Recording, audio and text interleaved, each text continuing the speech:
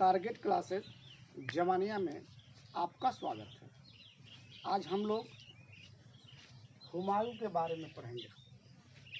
इतिहास का दूसरा पार्ट है, हुमायूं के बारे में पढ़ेंगे। तो देखो सर, जब हमने बाबर को आपको बताया था तो बाबर को एक ट्रिक के साथ बताया था।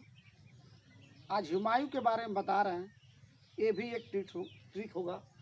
हुमायूं, इसमें देखिए माँ सब छिपा हुआ है, सब हम माँ से बताएंगे। इसका ट्रिक है माँ, याद रखिएगा सर।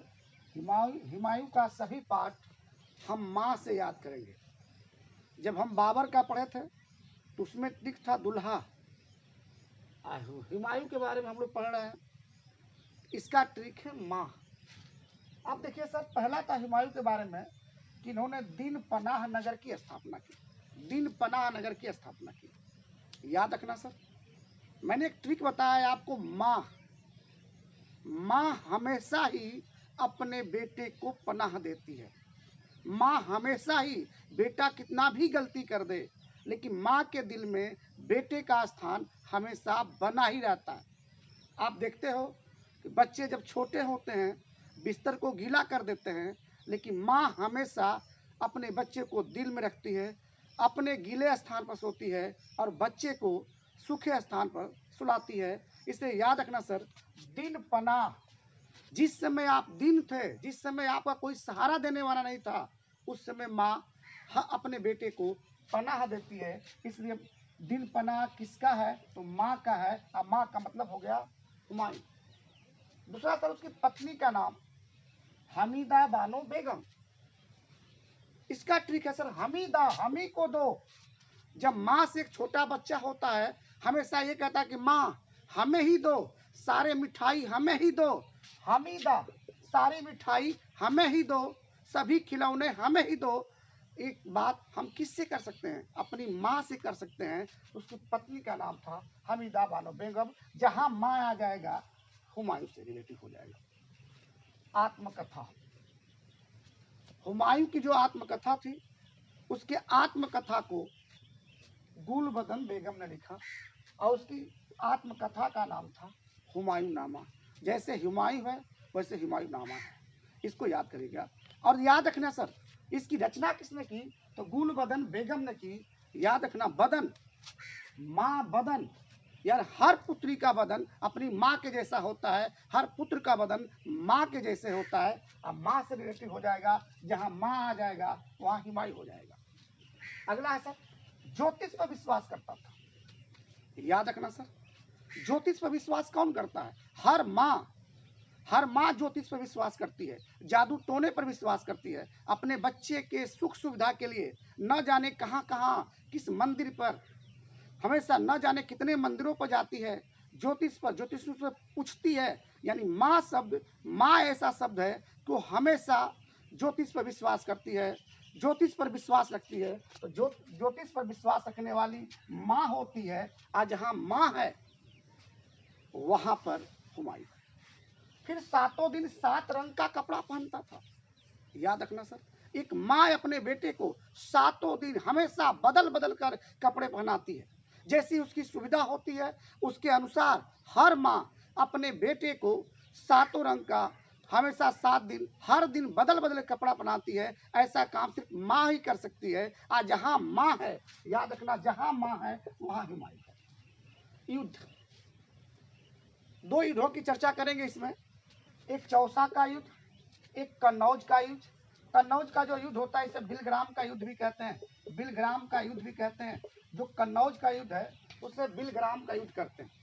एक बेटा है जो अपनी माँ से जिद करता है कि माँ मुझे चौसा घुमा दो, माँ मुझे कन्नौज घुमा दो। इतना जिद आप अपनी माँ से ही कर सकते हो। माँ से जिद करता है कि माँ मुझे चौसा घुमा दो, माँ मुझे कन्नौज घुमा दो। माँ विवश हो जाती है और अपने बेटे को वो चौसा और कन्नौज घुमाती है माँ। याद रखिएगा, जहां माँ आ गया हुमायूं हो जाएगा।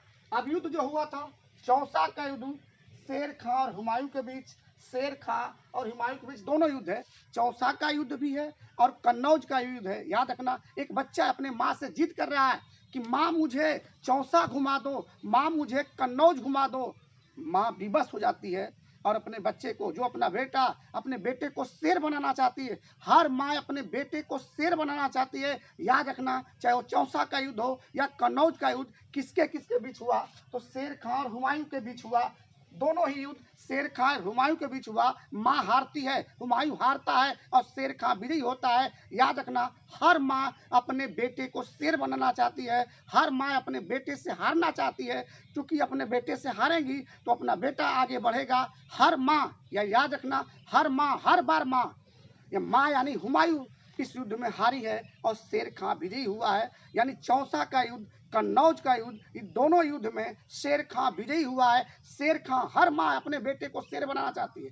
याद रखिएगा, हर माँ अपने बेटे को शेर बनाना चाहती है, उसका बेटा जीतता है, शेर खां जीतता है और माँ हारती है। माँ हमेशा अपने बेटे से हारती है। तो दोनों के युद्ध में, जो चौसा का युद्ध हो या बिलग्राम का युद्ध हो, शेर खां विजयी हुआ और हुमायूं हारा। क्रम से याद करिएगा, 1539 में चौसा का युद्ध हुआ था और 1540 में कन्नौज या बिलग्राम का युद्ध हुआ था। और शेर खां को याद रखना, कभी कभी शेरशाह सूरी भी कहा जाता है, कभी कभी शेरशाह सूरी के नाम से जाना जाता है सर, क्योंकि शेर को मारने के कारण उसे शेर खां कहा गया, शेरशाह सूरी। इसको याद रखिएगा सर, ये कन्फर्म नहीं है कि शेर खां शेर को मारा था, लेकिन एक बात याद रखिएगा कि शेर खां को शेरशाह सूरी भी कहा जाता है। उसकी मृत्यु 1556 ईस्वी में, जो दीनपनाह नगर थी, दीनपनाह में एक पुस्तकालय था, उस पुस्तकालय के भवन की सीढ़ियों से गिरने के कारण उसकी मृत्यु हो जाती है। प्रश्न में यह पूछता है कि किस बादशाह की पुस्तकालय के सीढ़ियों से गिरने के बाद मृत्यु हो जाती है। याद रखना सब, आप रास्ते में चलते चलते या कहीं जा रहे हैं, अगर रास्ते में गिरते हैं तो सबसे पहले आवाज आती है आपके मुख से माँ। कहीं भी गिरते हैं, कहीं भी दुख तकलीफ होता है तो सबसे पहला नाम आता है माँ का, और जहां माँ आएगा वहां हुमायूं हो जाएगा। याद रखना, पुस्तकालय के सीढ़ियों से, यानी दीन पनाह जो नगर थी, उसमें दीन पनाह नगर नाम से, दीन पनाह नाम की पुस्तकालय था, उस पुस्तकालय के सीढ़ियों से गिरने के बाद हुमायूं की मृत्यु हो जाती है। इसको याद करने का तरीका है कि कौन सा बादशाह पुस्तकालय के भवन की सीढ़ियों से गिरकर उसकी मृत्यु हुई थी। याद रखना, जब कहीं भी गिरते हैं तो सबसे पहला नाम आता है माँ का नाम आता है, और जहां माँ का नाम आएगा वहां हुमायूं हो जाता है। एक बार फिर देख लीजिए सर पूरी कहानी को। दिन पना, मैंने हुमायूं का ट्रिक बताया, माँ, जहां भी हुमायूं हो, देखिए इसमें माँ शब्द छिपा हुआ है, अब माँ आ गया तो जहां माँ आ गया वहां हुमायूं होगा। याद रखना, दिन पना अपने बच्चे को, जब छोटा बच्चा होता है, निराश्रित होता है, पराश्रित होता है, माँ हमेशा उसे पनाह देती है। बेटा, अपना बेटा कितना भी गलती कर दे, चाहे कुछ भी कर ले, दुनिया कुछ भी कहे, लेकिन हमेशा अपने बेटे को पनाह माँ देती है। यानी माँ का मतलब हुमायूं हो गया। पत्नी हमीदा बानो बेगम, याद रखना, याद करने का तरीका है कि हुमायूं की पत्नी का नाम क्या था, तो देखिए हमीदा। एक माँ से आप कह सकते हो कि माँ हमें दो, जितने खिलौने हैं, जितने मिठाई हैं, हमें दो। माँ से ही अपना बेटा बोलता है, और जहाँ माँ आ गई वहाँ हुमायूं हो जाएगा। आत्मकथा, हुमायूं की आत्मकथा हुमायूं के नाम से ही थी, लेकिन इसकी आत्मकथा गुलबदन बेगम ने लिखा। हुमायूं नामा जो आत्मकथा थी उसको गुलबदन बेगम ने लिखा। याद करने का तरीका कैसे जाने कि हुमायूं नामा को गुलबदन बेगम ने लिखा। या लिखा बदन, हर बच्चे की बदन, हर पुत्र की बदन, बदन हर पुत्री की बदन अपनी माँ के जैसा होता है। इसे याद करना, माँ जहाँ आ गई वहाँ हुमायूं हो जाएगा। माँ हमेशा ज्योतिष पर विश्वास करती है। याद रखिएगा, माँ हमेशा ज्योतिष पर विश्वास करती है, और जहाँ माँ आ गया वहाँ हुमायूं हो गया। सातों दिन 7 रंग का कपड़ा पहनना, हुमायूं ज्योतिष पर विश्वास करना और सातों दिन 7 रंग का कपड़ा पहनना। याद रखना, हर माँ अपने बच्चे को हर दिन बदल बदल के कपड़े पहनाती है, जहाँ माँ है वहाँ हुमायूं है। युद्ध जो लड़ा था, चौसा का युद्ध और कन्नौज का युद्ध, याद रखना, इसमें शेर खां और हुमायूं के बीच हुआ। शेर खां को शेरशाह सूरी भी कहते हैं। ये दोनों युद्ध में, जो 1539 में चौसा का युद्ध हुआ था और 1540 में कन्नौज या बिलग्राम का युद्ध हुआ था, इसमें शेर खां विजयी हुआ है, हुमायूं हारा है। माँ हमेशा हारती है, शेर खां उसका पुत्र है। याद रखिएगा, ट्रिक रखिएगा कि हर माँ अपने बेटे को शेर बनाना चाहती है। शेर खां से वो हारी है, हमेशा माँ हारी है, यानी हुमायूं की हार हुई है। शेर खां यानी शेरशाह सूरी की जीत हुई है। उसका मृत्यु हुआ है 1556 में, पुस्तकालय के सीढ़ियों से गिरकर मृत्यु हुई थी। दिनपना नाम के पुस्तकालय था, उस पुस्तकालय के सीढ़ियों से गिरकर उसकी मृत्यु हुई है। याद रखना, प्रश्न ये आता है किस बादशाह की मृत्यु पुस्तकालय के सीढ़ियों से गिरकर हुई। तो याद रखना, जब भी हम गिरते हैं, कभी भी संकट में पड़ते हैं, तो सबसे पहला नाम लेते हैं माँ, और जहाँ माँ आ जाएगा वहाँ हुमायूं हो जाएगा।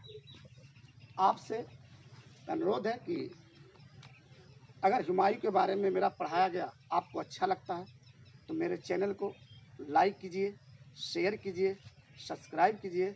आपका टारगेट कोचिंग, टारगेट क्लासेस में स्वागत है।